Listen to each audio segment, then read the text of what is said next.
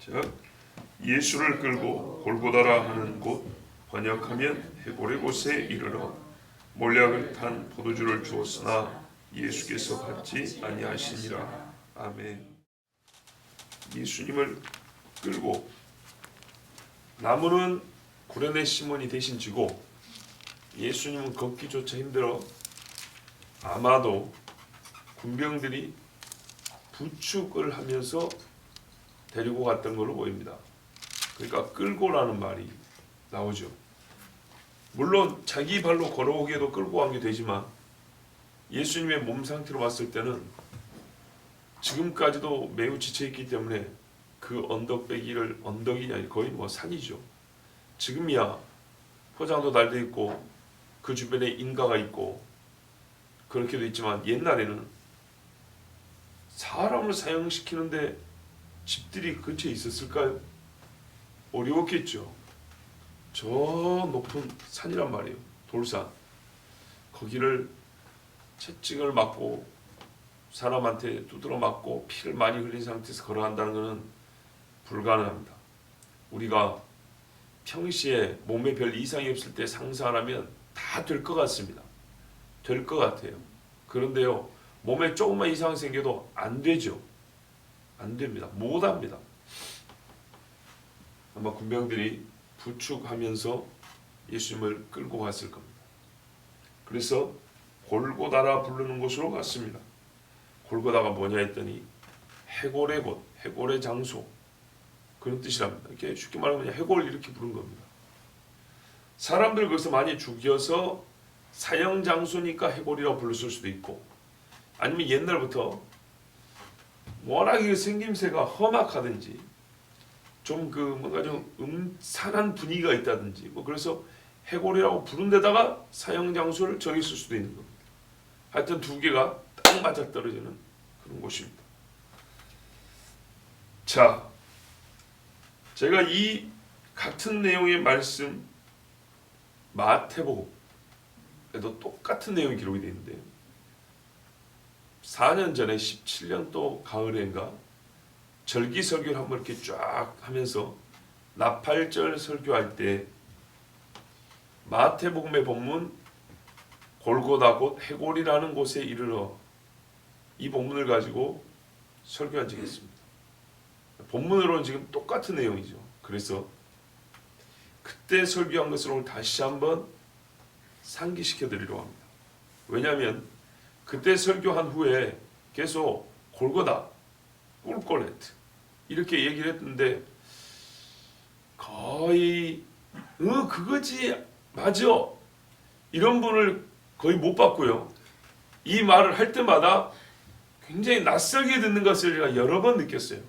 여러 번 얘기를 했는데 그때마다 그래 그거야 이렇게 말하는 생각하는 것보다는 모르겠는데 라는 눈빛들이 대부분이었어요.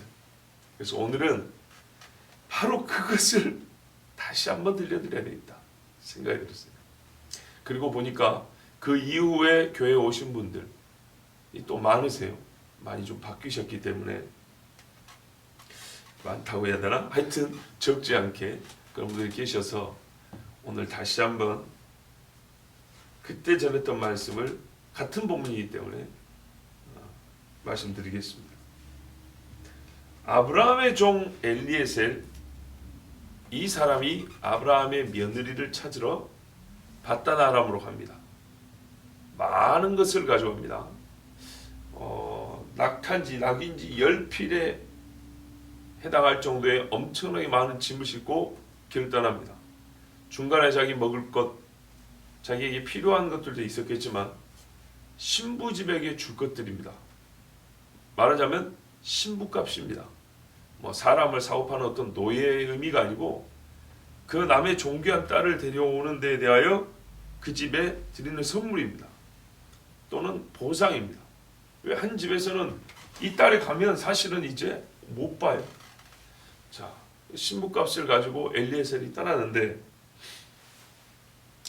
엘리에셀이 리브가를 만납니다. 리브가를 만났을 때 저 여자다. 하나님 앞에 지혜를 달라고 섭리에 의해서 테스트를 해보죠. 그랬더니 맞지요. 그래서 리브가를 보고 준 선물이 많은데 그 중에 뭐가 있냐면 금고리 하나를 줬다 했습니다. 금고리 아마 팔찌라고 했는데요. 반세겔짜리 그랬습니다. 반세겔짜리 금고리였다. 창세기 24장 22절에 나오는데 요 반세겔 히브리 말로 쉐켈이죠. 무게단인데요. 반세겔을 부르는 말이 있어요. 그냥 반세겔, 반돈 이게 아니고 반돈 자체가 부르는 고유한 이름이 있어요. 세겔의 반만큼을 뭐라고 하냐면 베카라고 불러요. 베카. 그러니까 뭘 줬다 했냐면 베카를 줬다 이렇게 말하는 거예요.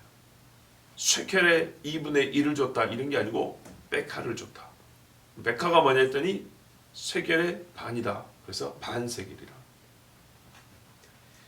출애굽기 38장 26절에 성막을 세울 때 하나님이 한 사람당 한 베카를 가져오라 그럽니다. 반세겔을 내라 그럽니다. 이거는 부자나 가난한 자나 차이가 없이 무조건 반세겔씩 내라 그럽니다. 한 베카. 한 사람당 한 베카는 무조건 내라 그럽니다. 뭐라고 되어 있냐면 계수된 자가 20세 이상으로 60만 3,550명인 즉 성수의 세겔로 각 사람에게 한 베카 곧 반세겔씩이라 이렇게 되어 있습니다. 무조건 내야 됩니다. 여기서 각 사람 옛날 번역에는 매인 이렇게 되어 있어요. 이것이 번역이 뭐가 됐냐? 각 사람마다 이게 바로 히브리 말로 라 꿀꼴렛입니다. 꿀꼴렛. 이게 무슨 말이냐면 머리 해골이라는 뜻입니다. 그러니까 각 해골마다 베카를 내라 이 말입니다. 자, 히브리 말 2개 배웠죠? 꿀꼴렛마다 베카입니다. 한 사람마다 반세겔을 내라. 성소에 들어갈 비용, 즉 성막에는 네가 들어오려면 한 사람마다 한 사람마다 반세겔을 내라. 원문에는 한 사람이라고 할 때 사람이라고 쓰지 않고 해골 이렇게 썼습니다. 두개골. 한 두개골마다 베카를 내라. 이렇게 되어 있습니다. 이 한 사람마다의 꿀꼴렛에서 골고다가 온 겁니다. 우리 번역은 말을 부드럽게 했죠. 골고다의 볼 뜻이 뭐라고요? 꿀꼴렛. 베카는 반세겔이죠. 세겔을 반으로 쪼갰죠. 그래서 베카의 뜻은 쪼개다, 찢다 또는 파열하다. 옛날에 제가 해머로 우리 섬에 가두리 양식장을 만들어요. 짜요. 나무들 갖다가 막 이렇게 볼트 요만한 걸 박으면서. 근데 잘못 쳐가지고 25살 때 해머 머리가 손에 맞은 게 아니고 손잡이 있죠. 이렇게 손잡이. 이렇게 치는데 이게 손잡이를 이렇게 맞고 치는데 이러면서 나무를 쳤어요. 여기가 나무와 해머 손잡이 사이에 제 손가락이 끼었단 말이에요. 어떻게 됐냐? 지금도 보시면 아는데 그 순간 살이 퍽 터져버렸어요. 지금까지 뼈가 부러진 적이 없다는 게 얼마나 기적인지 모릅니다. 많이 다쳤는데 그 자리에서 쓰러졌어요. 근데 나중에 손을 보니까 2군데 정도 진짜 순간 살이 퍽 터져 나와버린 그 충격이. 요게 베카입니다. 이해하기 쉽게 말씀드리면 파열, 찢어서 폭발되는 이게 베카입니다. 자, 그렇다면 오늘 본문이 말하는 골고다라 하는 곳에 이르렀다. 뜻이 뭐였더니 해골이래요. 해골. 무슨 말인가요? 예수님이 지금 신부들을 위하여 신부값을 내는데 각 해골마다 베카라 그랬죠. 그런데 어디에 이르렀어요? 해골에 이르렀다고요. 해골에 이르러서 뭘 했냐 했더니 자기 몸을 베카 해버렸다고. 자기 몸을 파열시켰다고요. 찢었다고요. 이게 신부값이에요. 금과 은이 아니라 내 몸을 신부값으로 내는 거예요. 내 몸을 백화로 바쳐서 각 꼴꼴레트, 각 해골마다 하나님의 성소에 들어가게 하셨다고. 그래서 주님이 꼴꼴레트, 골고다에서 찢겨 돌아가십니다. 그 몸을 못으로 뚫어버립니다. 채찍에 맞아 온 피부가 터져나가 피와 물을 흘립니다. 마지막에 심장까지 찔러 다 터뜨려 내어줍니다. 이것이 없이는 신부를 얻을 수 없기 때문에. 예수님이 이렇게 말씀했죠. 디모데서 2장 6절에 그가 모든 사람을 위하여 자기를 속전으로 주셨으니 기약이 이르면 증거할 것이라. 또 마태복음 20장 28절에도 인자가 온 것은 섬김을 받으려 함이 아니라 도리어 섬기려 하고 자기 목숨을 많은 사람의 대속물로 주려 함이라. 자, 속전은 뭐죠? 속하는 값입니다. 죄를 속하는 죄값이라고요. 여기서 죄인이 누굽니까? 우리죠.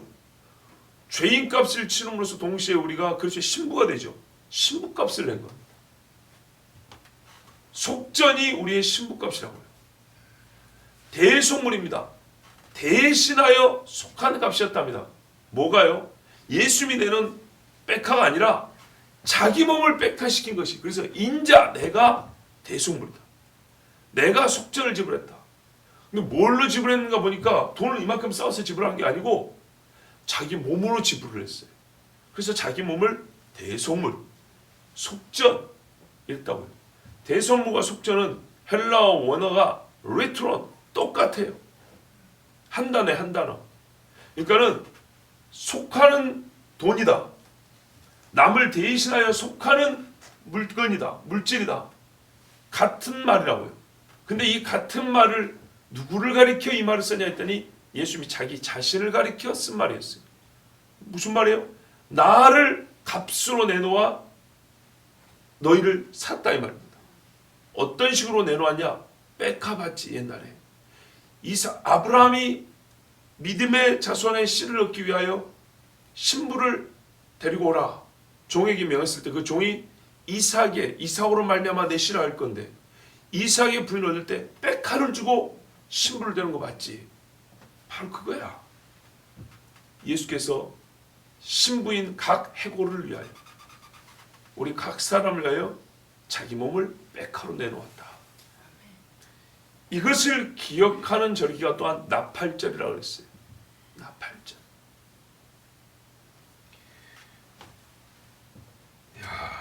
성경 안에 이렇게 놀라운 신비가 계시되어 있습니다. 이 모든 날 마지막에 하나님께서 아들로 말미암아 우리에게 말씀하셨습니다. 그 최고의 깊은 말씀이 여기에 들어있었습니다. 이렇게 해서 예수님이 십자가에 달리셨는데 몰약을 탄 포도주를 줬습니다. 예수님께서 받지 않으셨다 했습니다. 물론 우리 말씀에 보면 24절에 십자가에 못 박고 이렇게 돼 있죠. 제가 늘 말씀해요. 실제 순서와 배열은 좀 다르다고. 그러니까 이렇게 말이 있다고 해서 몰약도 받고 뭣도 받고 그 다음에 십자가에 못 박았나 이렇게 생각하지 마시라고. 못 받고 몰약을 줄 수도 있어요. 이것들이 또 한 번이 아니라 여러 번 반복될 수도 있는 거죠. 십자가에 오래 매달려 있기 때문에 이 몰약을 탄 포도주를 여러 번 줄 수도 있는 겁니다. 그런데 일단 자세한 것은 다른 복음서에 또 설교하면서 전했던 걸로 참고하시고 마가복음의 순서를 일단 따라갑니다. 중요한 사실은 뭐냐면 몰약을 탄 포도주를 예수께서 안 받았다는 겁니다. 다른 복음서에 뭐라 했어요? 맛을 딱 봤대요. 그랬더니 이거는 먹으면 안 되겠다 해서 안 드셨다 했어요. 입을 살짝 대봤더니 이건 아니야. 그리고 거부하셨다고 그랬어요. 왜 거부하셨을까? 몰약을 탄 포도주가 뭐냐 하면 잘 아시는 대로 고통을 경감시켜 주려는 겁니다. 약간 마비 증세가 있게 하는 거죠. 약간 고통이 좀 덜 느껴져. 너무 힘든 거니까. 그런데 이게 이제 좋지 않게 쓰이면 조금 둔해지니까 사람이 좀 더 오래 살겠죠. 그죠? 오래 사니까 고통의 시간이 긴 거예요. 그렇게 해서 더욱 사람을 잔인하게 죽이는 방법으로도 쓰일 수 있다고 했습니다. 그런데 여러분, 혹 좀 더 살아서 더 고통을 겪는다 할지라도 여러분 같은 받겠어요, 안 받겠어요? 받지요. 일단 좀 더 오래 사니까 받고, 덜 아프니까 받고. 그래봐야 이게 얼마나 덜 아프겠어요. 십자가 고통을 참 많이 말씀드렸지만 십자가 이 못이 신경다발을 뚫고 들어가니까 일단 손목이 꺾인다고 돼 있어요. 이 밑으로 통제가 안 됩니다. 이제 이렇게 예수님 시신은 이렇게 돼 있다고요. 예. 새파랗게 피도 굳어 있고요. 살았을 때 이 고통이라는 것은 바람이 쓱 지나가면도 불이 붙는 것처럼 아프다 그랬어요. 이게 사람이 이 전쟁 때 말이죠. 폭탄이 옆에서 터지죠. 대포나 아니면 하늘에서 떠는 폭탄 같은 게 떨어지면 사람이 거기에 맞지요. 그 열기와 파편이 온몸에 막 쇠조각이 박히죠. 엄청난 열기. 그래서 사람 몸이 새까맣게 되죠. 그때 그 고통입니다. 이거를 죽을 때까지 받는 거예요. 자, 그러니까는 너무 힘드니까 조금이라도 이거를 맛을 보고 조금이라도 몸을 좀 덜 아프게 한다면 얼마나 좋겠어요. 그래서 결국에는 이것을 다 마시게 되어 있습니다. 예수님이 안 마셨어요. 그 말은 고통을 그대로 다 겪는다는 뜻이죠. 그러면 이제 여러분 이제 의미를 찾을 수 있습니다. 왜 고통을 그대로 다 겪기로 하셨는가? 그게 두 가지입니다. 첫째는 요한복음 18장 11절에 보면 예수께서 베드로더러 이르시되 검을 집에 꽂으라. 자, 어떤 상황인지 아시죠? 겟세마네에서 칼을 들었단 말이에요. 꽂으라. 아버지께서 주신 잔을 내가 마시지 아니하겠느냐 하십니다. 하나님께서 주신 잔은 뭐냐면 진노의 포도주 잔입니다. 죄인들 향한 진노의 포도주 잔을 예수님이 대신 마십니다. 그게 바로 이 십자가입니다. 근데 대속 제물로 나를 내어주면서 하나님의 진노의 포도잔을 내가 대신 마시는데 그것을 사람의 힘으로 말미암아 경감시킨다든지 그 순전한 포도잔에 불순물을 넣는 것과 같죠. 이 고통이 순전한 겁니다. 하나님의 진노의 순수한 그 분노를 내가 대신 겪는 겁니다. 근데 그거를 조금이라도 경감시켰다는 것은 대속제물의 온전함이 결여되는 겁니다. 흠결이 생기는 거죠. 그래서 참으신 겁니다. 즉 이 고통이 하나님께서 죄인을 구원하시는 방법이기 때문에 이것을 결코 감소시키고 싶지 않으셨습니다. 주님이 주신 이 잔을 나는 그대로 받겠다 해서 사람이 주는 포도주 잔을 마시지 않았습니다. 감각의 둔화를 원하지 아니하시고 온몸이 느끼는 고통을 그대로 다 감당하시고 나는 대속물이 되겠다는 것이 예수님의 뜻이었습니다. 또 한 가지 이유가 있습니다. 이거는 그때 말씀을 안 드렸습니다.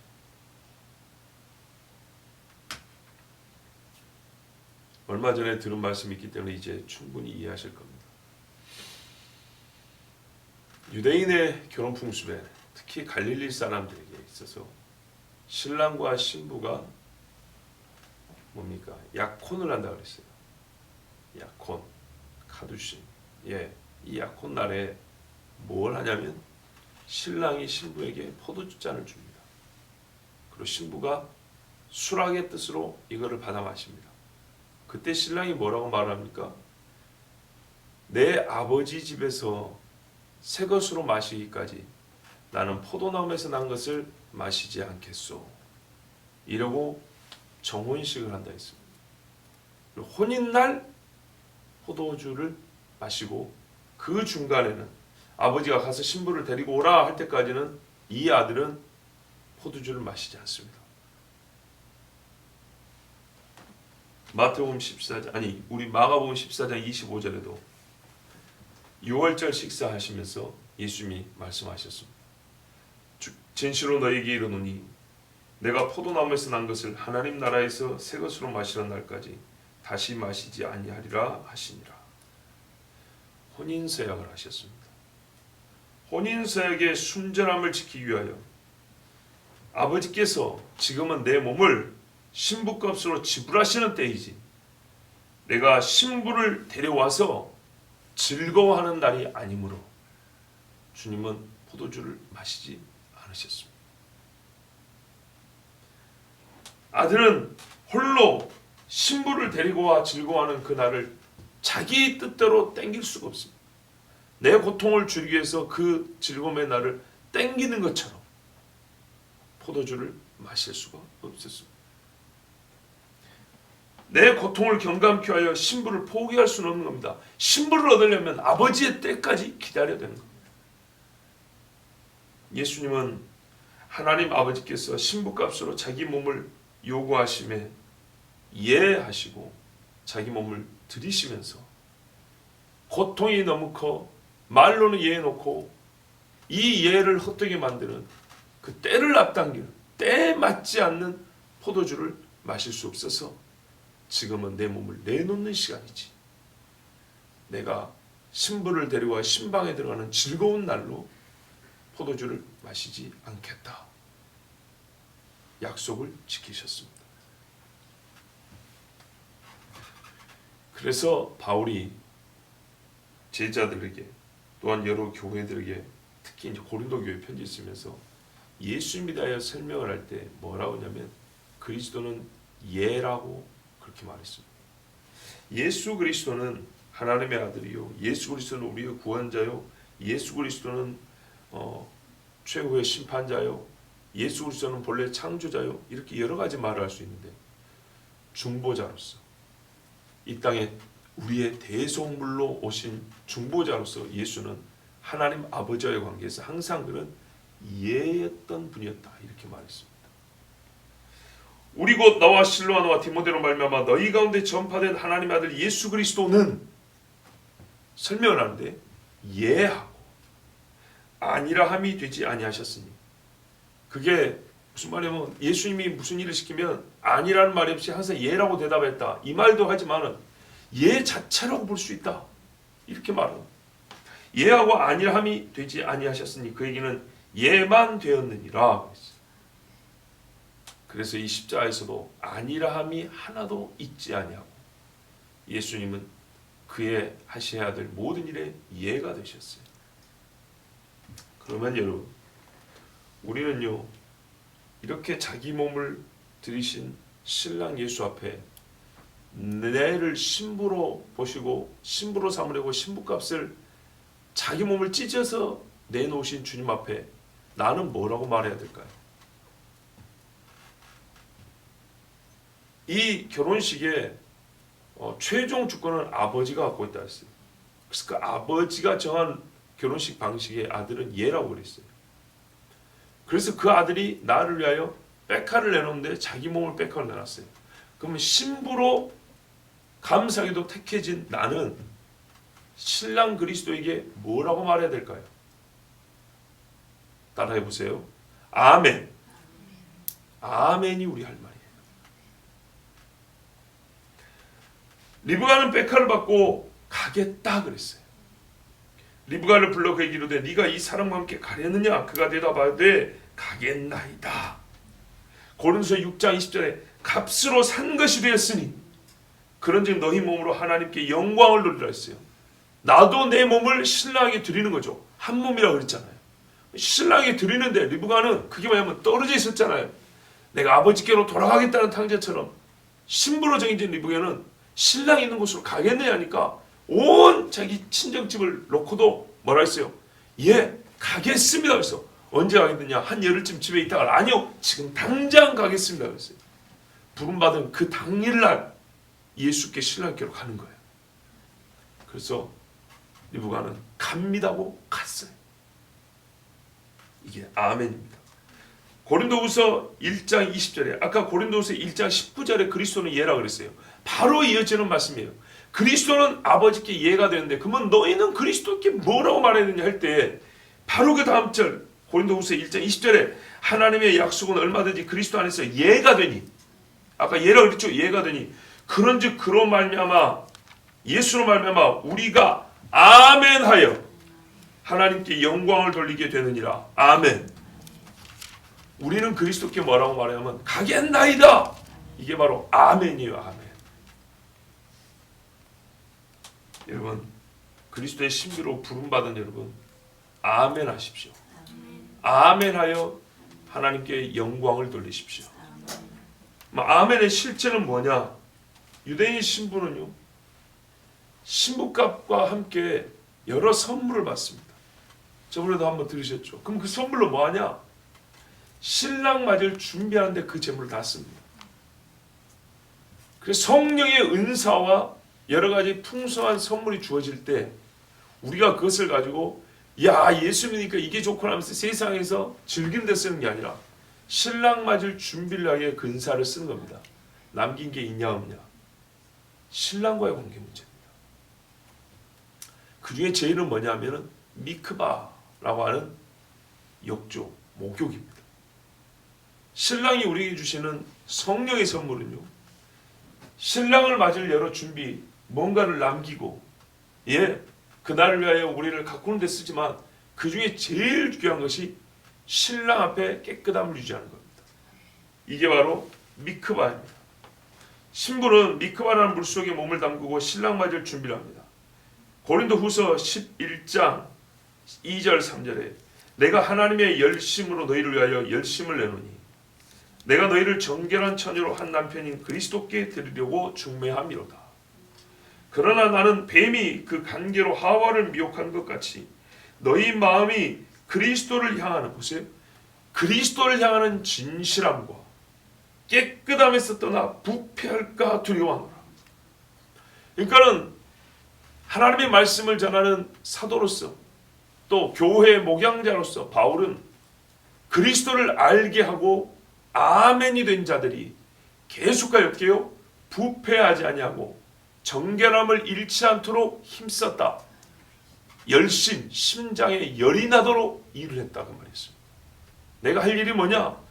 그리스도를 모르는 자들에게 그리스도를 말하여 믿게 하여 신부되게 하고 그 값을 받는 자가 되게 하고 그런데 그 중간에 하와가요 아담과 같이 사는데 어떻게 해요? 뱀이 들어와서 간계로 속여서 하와를 미혹했지 않습니까?